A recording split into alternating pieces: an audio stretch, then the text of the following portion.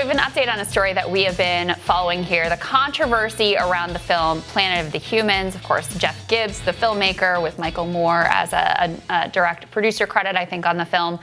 We had Michael, the filmmakers, on to discuss their perspective. We had Josh Fox on, who was a leading opponent of that film, to talk about his perspective. Now, the update is YouTube has actually taken the film all the way down because of what they say is a copyright violation. So Toby Smith found that there was a short clip that was used without his permission. He's the owner of that clip. And so he protested, and as a result, YouTube took it down. Now, let's just say this, which we know from putting stuff on YouTube all the time, that a lot of times, if there is some copyright claim or question, they will, flag it for you, and so you have a chance to rectify. They don't just take the whole thing down immediately. It's not the way that this process normally unfolds. Yeah, so I'm not entirely sure that, the back and forth behind this. All we have are the statements from the filmmakers, but the filmmakers are saying that they never violated fair usage rules and accuse their critics of politically motivated censorship, and saying we have their statement. We have their statement up there, and you can see. This is from Jeff Gibbs about so-called green capitalists and everybody who's been gotten into bed. This entire episode, I will confess, when we had them on, I did not realize the film was as controversial as it was, and it wasn't until after we did it and had Josh Fox on, who's obviously very passionate about the issue and more, that I have to say, I think I'm certainly on the side of letting Michael and Jeff have their film out there. I mean, they had 8 million views on YouTube, and this is something which is a legitimate perspective on the debate. I mean, they were accused of I thought it was nonsense. Frankly, a lot of the critiques of their work, I mean, they were saying they were being unfair to certain scientists, but that doesn't mean that it's an illegitimate perspective on its face. I think that's the piece, is look, the critics have some points about outdated data, about old footage, about sort of cherry picking, some of the attacks on Bill McKibben and others. They do have some points about sloppiness and inaccuracies in the film. That's fair.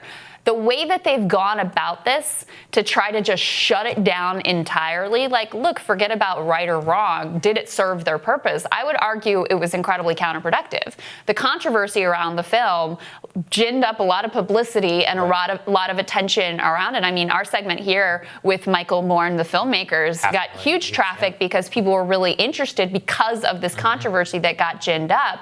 Now you're adding another layer by taking it down. You're drawing the film and kind of, peter down, people weren't really watching or talking about it again. Now it's being resurfaced again because YouTube takes it down. So just in terms of your goal and your outcome, I think this was a very counterproductive way of doing things. Yeah, I certainly agree. And this is something that is a bigger and broader problem around whenever we get over a censor. I mean, I talked about this in my radar today about censorship and political activism and much of that. This was on full display yesterday. I mean, after Palmer Luckey, he's a tech entrepreneur, tweeted about how any phrases that he was posting on YouTube that involved insulting the Chinese Communist Party were getting automatically deleted. Now, YouTube acknowledged that was the case. Now, Ben Smith of the New York Times asked YouTube for comment, saying that it appears to be an error in our enforcement systems. Now, it's an awful convenient error, but in reality, others I know dug into this a bit more.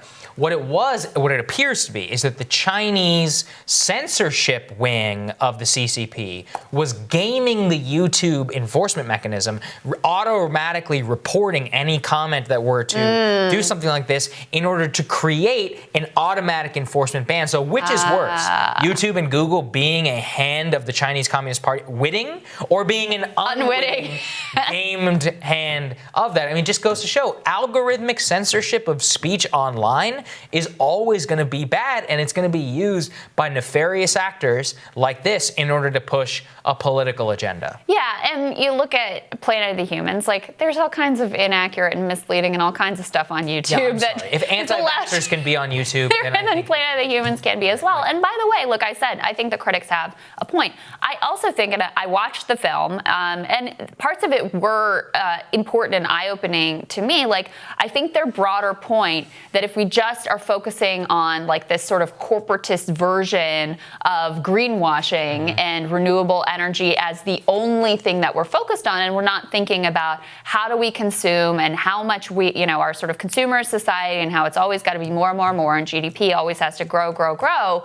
I think that is an important point that people need to hear. As I said before, read the criticism, watch the film for yourself, make up your own minds, and stop trying to censor people. God, didn't think it'd be so difficult.